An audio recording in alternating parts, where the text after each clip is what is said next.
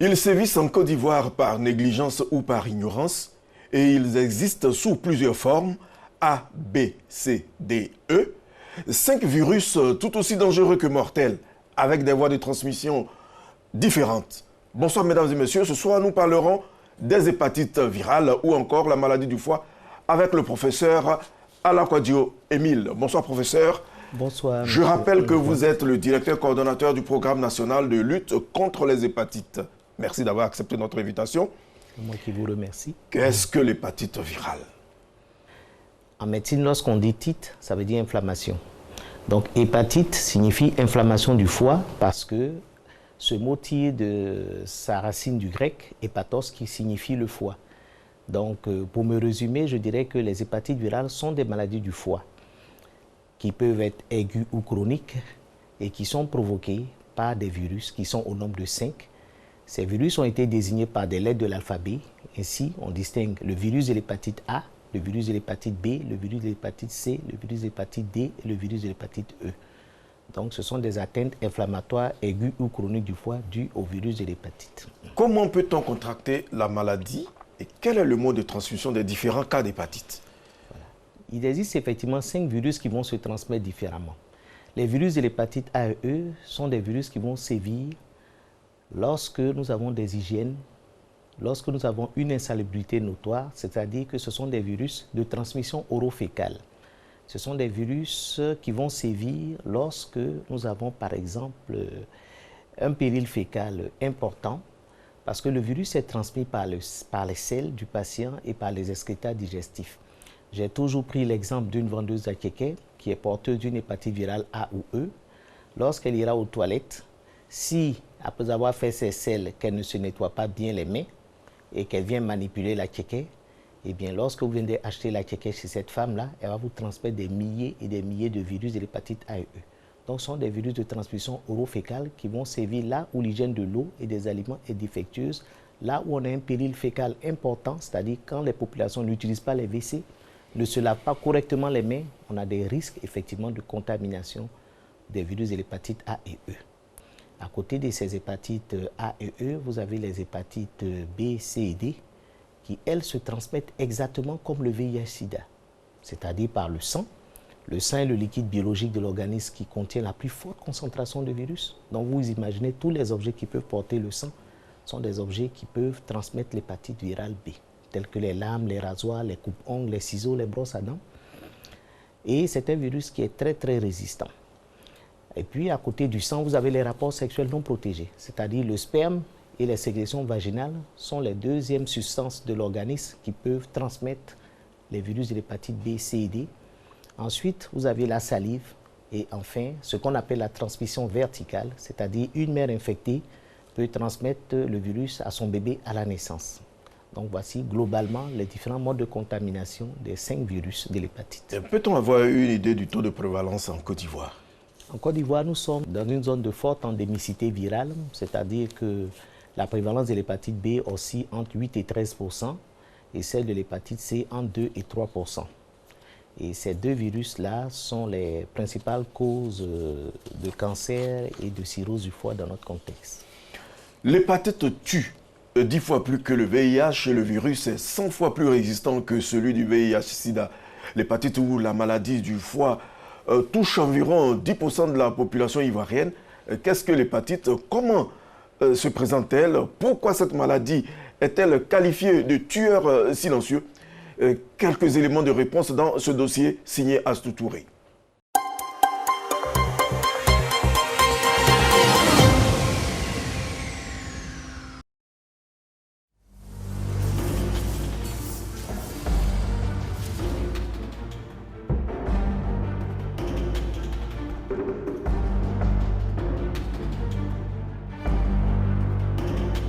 Les hépatites sont 100 fois plus dangereuses que le VIH. Les hépatites virales posent un véritable problème de santé publique dans le monde entier et plus particulièrement en Côte d'Ivoire où les taux de prévalence sont particulièrement élevés, notamment en ce qui concerne les virus de l'hépatite B et C.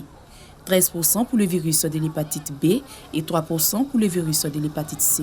Le taux de transmission materno-fœtale reste aussi élevé, 33%, parce qu'il n'existe pas de politique de dépistage systématique des femmes enceintes au premier trimestre de la grossesse, de même qu'une prise en charge efficiente des mères infectées par le virus de l'hépatite B et de leurs nouveau-nés.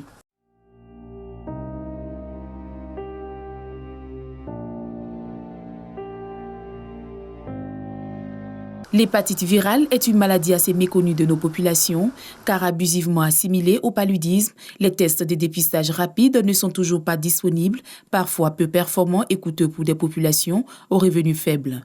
De ce fait, la vaccination systématique sans dépistage préalable constitue un dangereux raccourci pour certaines personnes déjà porteuses du virus, leur donnant ainsi une fausse assurance d'être immunisées et leur faisant ainsi courir le risque d'évoluer vers des complications graves et mortelles telles que la cirrhose et le cancer primitif du foie. Le cancer primitif du foie est le troisième cancer en Côte d'Ivoire après celui du sein et de la prostate et le deuxième cancer masculin. Le traitement des hépatites virales B et C coûte excessivement cher et peu accessible aux patients démunis. Le tenofovir est délivré gratuitement que pour les patients du VIH ou co-infectés VIH hépatite B. Pour faire face à la problématique, les organisations de lutte contre cette pandémie sont à la tâche. Les hépatites virales sont considérées un peu comme le parent pauvre de la santé. Et donc, ce que nous leur apportons, ce n'est pas de l'argent, encore moins des médicaments, mais c'est une assistance psychosociale, les aider à accepter leur maladie, leur apporter vraiment tout le soutien moral. Face à la pandémie de la maladie à coronavirus, la situation des malades est de plus en plus précaire. Avant l'avènement du corona, les patients étaient pris en charge gratuitement à travers une convention entre l'État de Côte d'Ivoire et un laboratoire pharmaceutique. Cette convention devait être renouvelée en janvier. Malheureusement, jusqu'à aujourd'hui, elle n'a pas encore été renouvelée. Donc les patients sont livrés à eux-mêmes. Cependant, de nombreux défis restent à relever. Il s'agit notamment de l'institution d'un système de surveillance des hépatites virales basé sur les données fiables, l'accessibilité au dépistage et à la vaccination des groupes à risque, la subvention du traitement de l'hépatite C avec des antirétroviraux à action directe et la mise en place et la délivrance gratuite du tenofovir dans les formations sanitaires publiques pour le traitement des patients mono-infectés par l'hépatite B.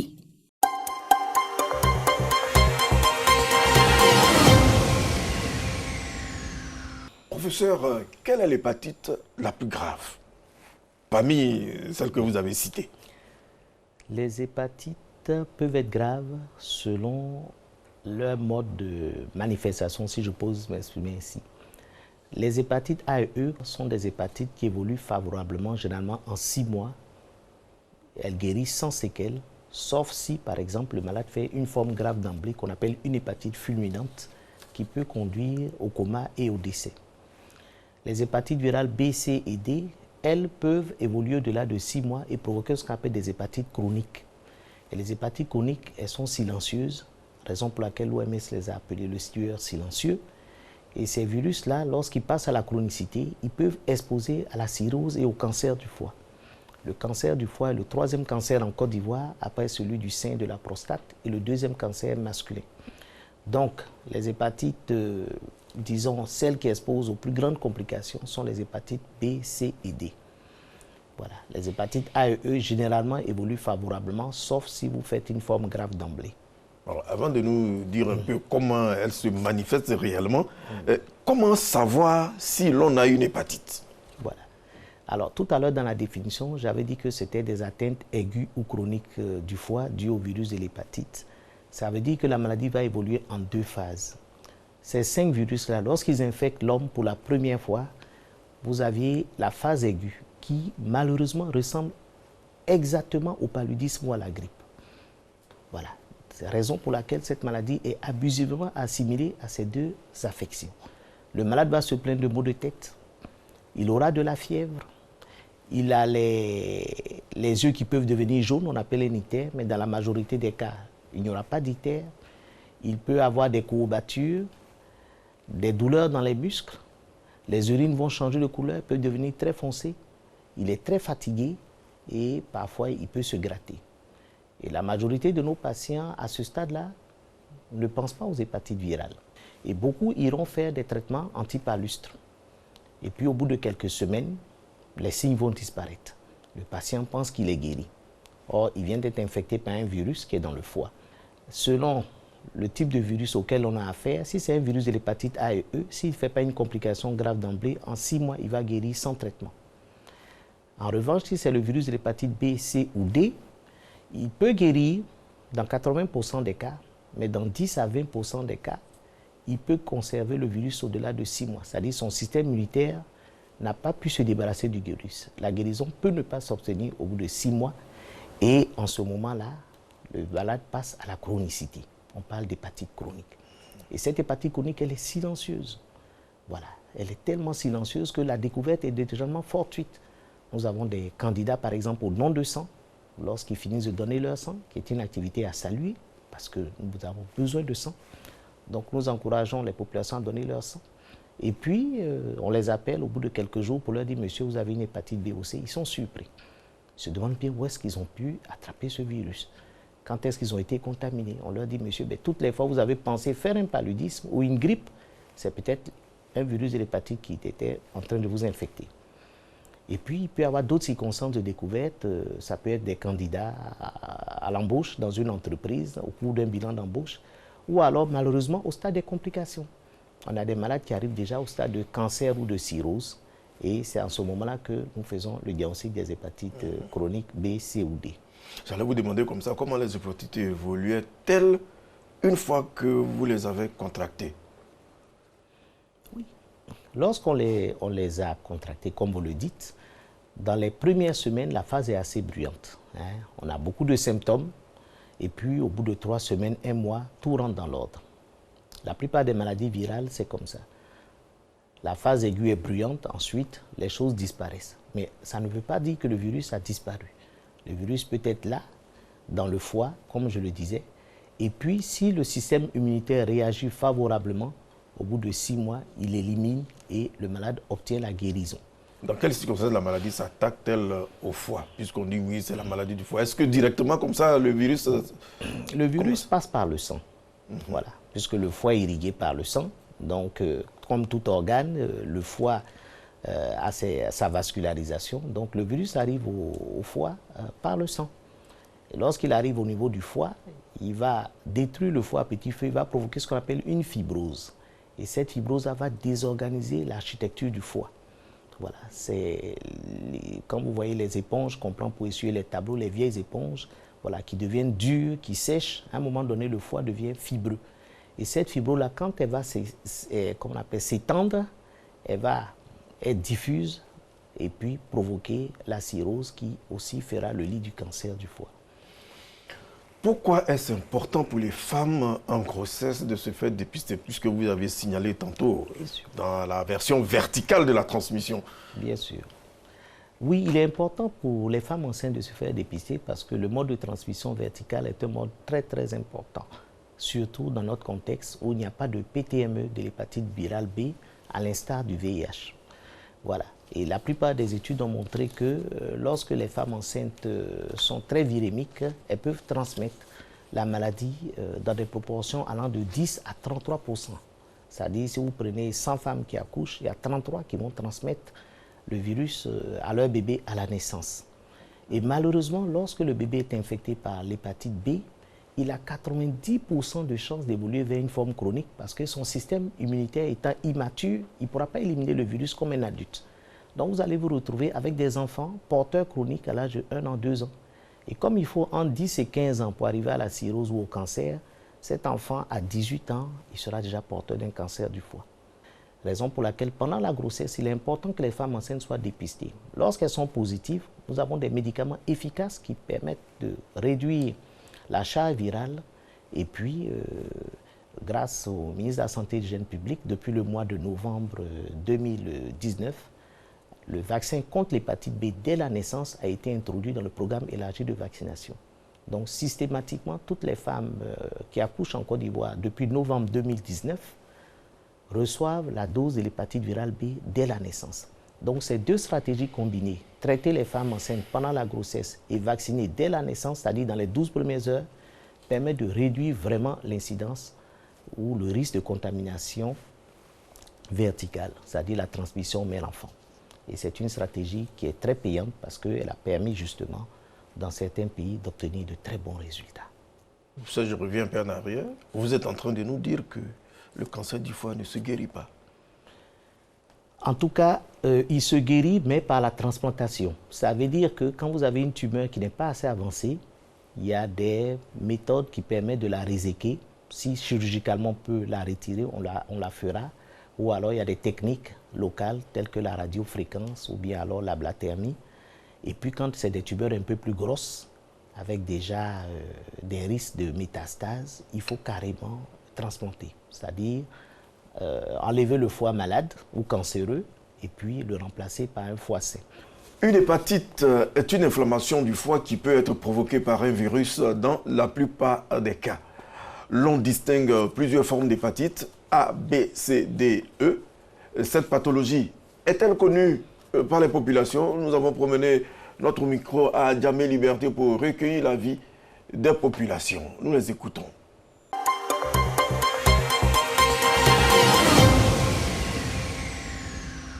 Hépatite virale. Je sais que c'est une maladie. Ouais, c'est tout. L'hépatite, ce sont les maladies. Il y a l'hépatite C, l'hépatite B, l'hépatite... Bon, moi, j'avais l'hépatite C. Bon, des fois, j'avais des céphalées. Bon, en tout cas, je me sentais mal dans mon corps. Mais je ne peux pas expliquer de façon médicale. Moi, je me dis que c'est une maladie, tout autre comme des autres maladies qui tuent. En tout cas, si tu n'as pas eu les soins appropriés, ça peut te tuer. Hépatite, c'est une inflammation du foie. Je sais que c'est une maladie qui est dangereuse aussi, qui se transmet souvent par la salive, si je ne me trompe pas, et tout, la sueur et tout. Une hépatite, franchement, je n'ai pas vraiment une idée de cela. J'entends, mais je ne demande pas vraiment l'explication.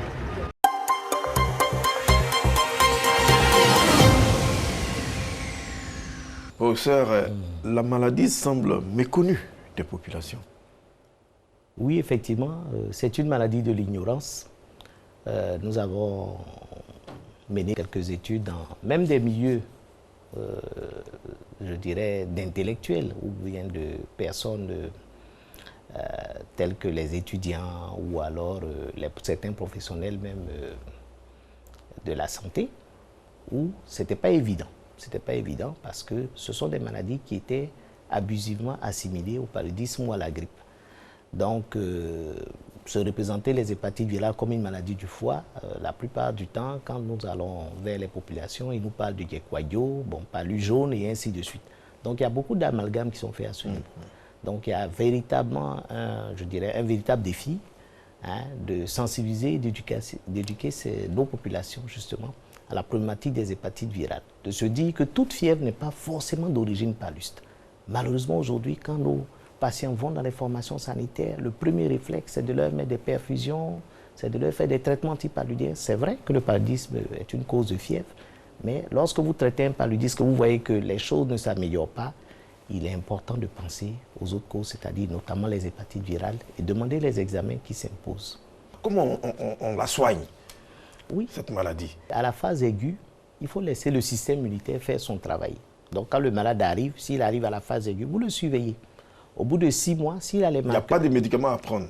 Les seuls médicaments qu'il y a à prendre, c'est pour traiter les symptômes. S'il dit qu'il est fatigué, lui donner quelque chose pour la fatigue. On donne de la vitamine E aussi, qui est un antioxydant, qui permet de protéger le foie contre les radicaux libres. Mais à cette phase-là, c'est surtout des conseils qu'il faut donner aux malades. Il faut qu'il évite certains médicaments, notamment le paracétamol. Ce paracétamol, qui est un médicament tellement connu, parce que nous tous, nous avons toujours eu des maux de tête. Chaque fois qu'on a des petites douleurs, on prend Doliprane, Efferalgan, Paracet et j'en passe. Mais le paracétamol, lorsqu'on fait une hépatite aiguë, il est formellement interdit. Parce que si vous consommez du paracétamol, vous allez faire ce qu'on appelle une hépatite aiguë grave, sombrer dans le coma et vous retrouver en réanimation. De même que les plantes. Nous avons un véritable problème avec les hépatites toxiques et médicamenteuses parce que la plupart de nos populations ont encore retour à la tradithérapie. Et cette tradithérapie-là, lorsqu'elle n'est pas bien encadrée, elle peut justement être délétère pour le foie des patients. Parce qu'il y a déjà un virus, si vous consommez des plantes qui sont hépatotoxiques, ça fait 2 agents qui vont agresser le foie en même temps et l'individu ne pourra pas s'en sortir. Donc, repos, éviction du paracétamol, éviction de l'alcool, parce qu'en dehors des hépatites virales, il y a ce qu'on appelle les hépatites alcooliques. Donc, celui qui a une hépatite aiguë, qui consomme de l'alcool, il va détruire son foie davantage. Et puis, on laisse les choses se faire. Au bout de 6 mois, si le virus est présent, en ce moment-là, on va définir les critères d'éligibilité à un traitement. Si le patient répond à ces critères, en ce qui concerne l'hépatite B, on a des médicaments tels que le tenofovir, qui est à la fois actif sur l'hépatite B et le VIH. Ce médicament existe en Côte d'Ivoire, il est accessible dans toutes les officines. Un seul comprimé par jour permet de contrôler la maladie. Et puis, vous avez l'hépatite C qui, depuis 10 ans, a connu une véritable révolution dans la prise en charge thérapeutique avec les antiviraux à action directe qui obtiennent une guérison dans plus de 95% des cas en 3 mois de traitement.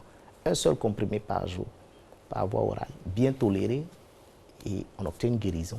Vous aviez parlé tantôt d'hépatite chronique. Que faire quand on est à cette phase?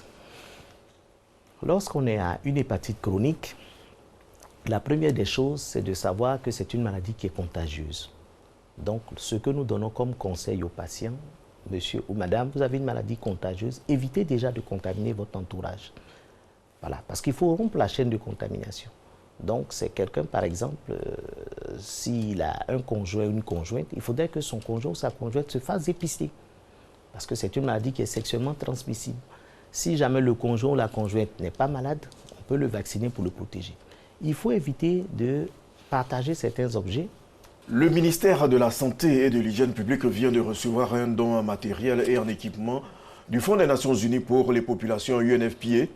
La valeur, plus de 88 millions de francs CFA. La cérémonie de remise a eu lieu dans les locaux de l'Agence ivoirienne pour le bien-être familial AIBF à Trècheville. Par ce geste, l'UNFPA veut soutenir le gouvernement dans la lutte contre la Covid-19.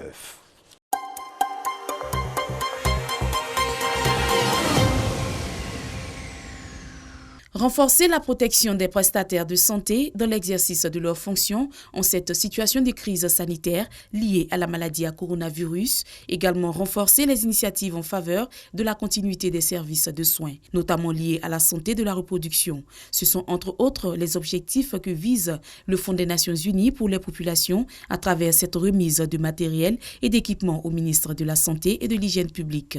D'une valeur de plus de 88 millions de francs CFA, cet important lot de matériel et d'équipement destiné au personnel soignant vient répondre à un besoin très attendu selon le directeur coordonnateur du Programme national de santé mère-enfant. Dès que la Côte d'Ivoire, malheureusement, a eu les premiers cas, le Programme national de santé de la mère et l'enfant a élaboré un plaidoyer pour la réception de tout matériel qui pouvait aider à la continuité des soins en matière de santé mère-enfant. Composé de paires de gants, de bavettes, de savon liquide pour le lavage des mains, de lunettes de protection et de gel hydroalcoolique, ces dons seront repartis dans les différentes structures de santé d'Abidjan et de l'intérieur du pays. Une remise qui s'inscrit dans la droite ligne du gouvernement. Je suis particulièrement heureux que les dons de l'UNFPA s'inscrivent dans ce sens, dans le sens de la continuité des soins, de la reproduction, de la continuité des soins, de la santé de la mère et de l'enfant. Ça veut dire que nous sommes en phase dans les perspectives que le ministère de la Santé et de l'Hygiène publique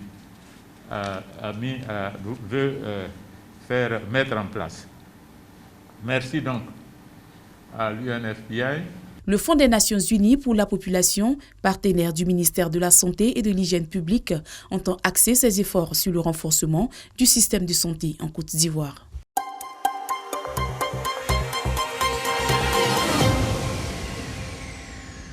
La population avait déjà des problèmes de santé.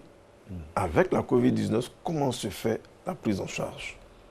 D'accord. Effectivement, l'arrivée de la Covid-19 a impacté, je dirais, de façon négative, un peu la prise en charge de nos patients, parce que déjà, du point de vue structurel, il fallait qu'on leur apprenne hein, compte tenu du fait qu'il existe des directives nationales pour empêcher la transmission de cette pandémie qu'est le Covid. Donc il fallait que ces patients-là s'insèrent dans ces directives. Donc aménager les services de consultation en leur permettant justement de venir consulter avec un masque, en se désinfectant les mains avec du gel hydroalcoolique ou bien du savon et de l'eau. Il fallait respecter la distanciation sociale. Voilà. Donc, ces patients-là ont été un peu, je dirais, un peu déstabilisés par ces nouvelles mesures parce qu'il leur fallait réapprendre à fréquenter nos structures, hein, les structures habituelles dans lesquelles ils se rendaient. Et puis, vous aviez également, tout à l'heure, j'ai parlé de la vaccination. Hein. Pendant quelques semaines, quelques mois, il y avait de fausses rumeurs qui circulaient en disant qu'on veut tester un vaccin contre le coronavirus sur les populations africaines, si bien que certains de nos concitoyens, hein, ont commencé à avoir de l'appréhension à fréquenter nos centres de vaccination. Or, la vaccination de routine a permis d'obtenir, hein, je dirais, des indicateurs assez satisfaisants par rapport à certaines pathologies.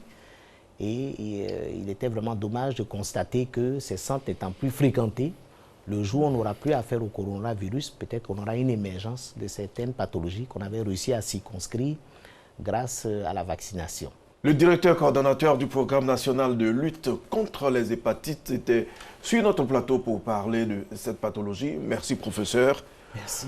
Rendez-vous lundi prochain pour un autre numéro de notre santé. Bonne suite de programme sur RTI 1.